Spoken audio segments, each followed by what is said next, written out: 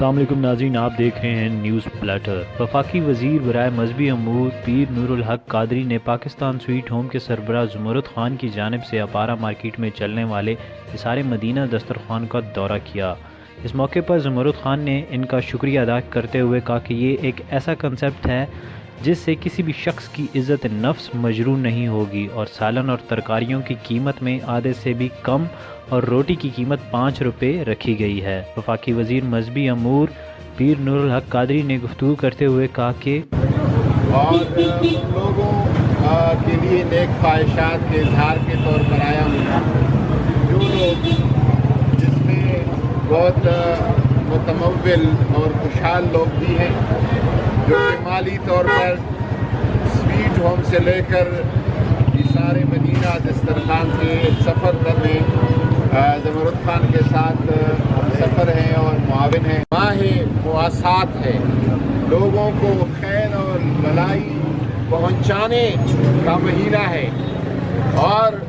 جو نبی کریم صلی اللہ علیہ وسلم کے بارے میں آیا ہے کہ آپ ہمیشہ کریم تھے، جواد تھے، سخی تھے، لیکن جب رمضان مبارک آتا تھا تو صحابہ فرماتے ہیں کہ آپ کی سخاوت ایسی تیز ہو جاتی تھی جیسے ایک تیز آندھی ہو۔ یہ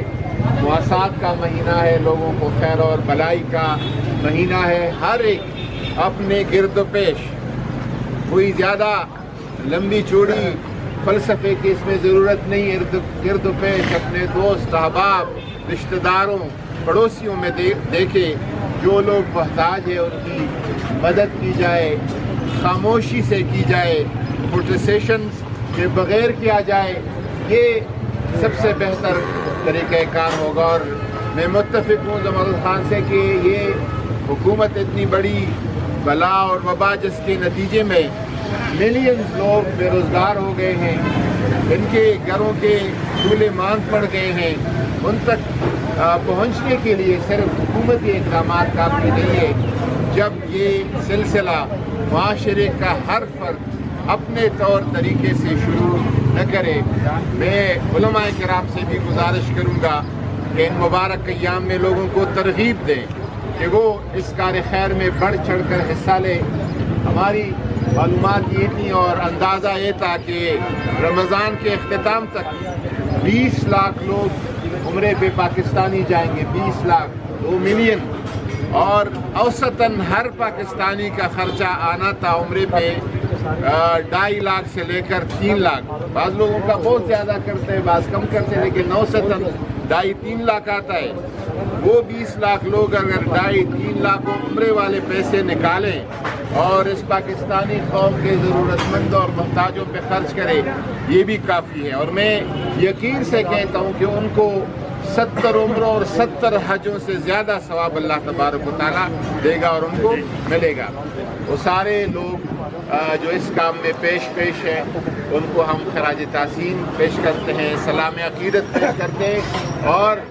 آپ کے میڈیا کے دوستوں کو بھی کہ آپ کے یہ کیمرے، آپ کے یہ مائکروفون ان دنوں میں ان لوگوں کی خدمت کے لیے استعمال ہو، اور یہ پیغام آگاہی کا اور خیر کا ہر جگہ پہنچنا چاہیے۔ میں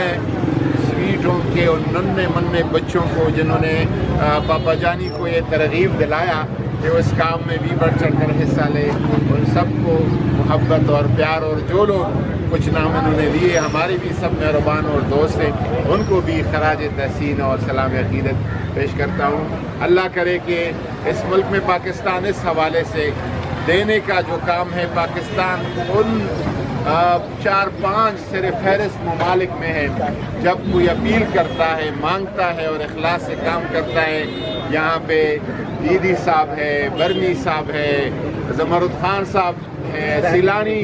مولانا بشیر فاروقی صاحب کی جیسی شخصیات ہے۔ انشاءاللہ تعالی یہ اس ملک کا مستقبل روشن، اور انشاءاللہ اس موقع پر وفاقی وزیر مذہبی امور پیر نور الحق قادری کی جانب سے دسترخوان کے مینیو کا دورہ کیا گیا اور خصوصی دعا بھی کی گئی۔ ناظرین، اگر اب تک آپ نے ہمارا چینل سبسکرائب نہیں کیا تو برائے مہربانی چینل سبسکرائب کر لیں۔ آپ کا بہت شکریہ۔